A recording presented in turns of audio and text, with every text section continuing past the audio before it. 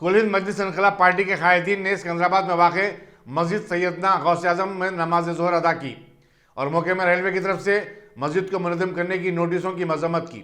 صدر پارٹی مولانا سید طارق قادری اور general secretary قوی عباس نے بتایا کہ ریلوے کی نوٹس پر ہائی کورٹ سے رجوع ہوتے ہوئے حکم التوا حاصل کر لیا گیا ہے۔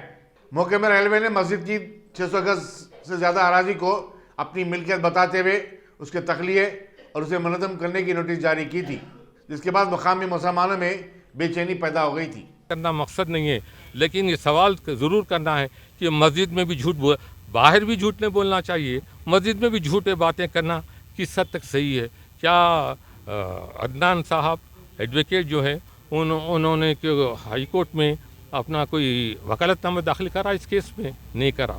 پھر جو ہے اعتماد کے اخبار میں ایسا کیوں لکھا گیا کہ عدنان صاحب اسد الدین اویسی صاحب کے ہدایت پر؟ ارے کیا ہے یہ؟ کیا ہدایت دے رہے ہیں؟ ہم سمجھتے ہر جنا ہدایت پہ کام کر رہا، اپنے سے کام ہی نہیں کر رہا۔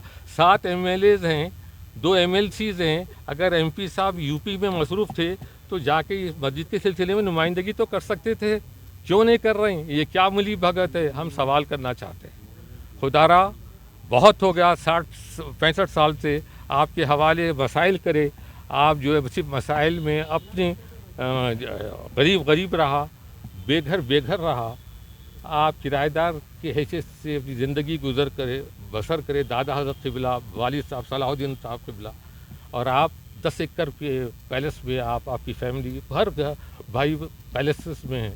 ہم جو ہے آپ سے سوال کر رہے ہیں، یہ جواب دینا ہم پڑے گا آپ کو۔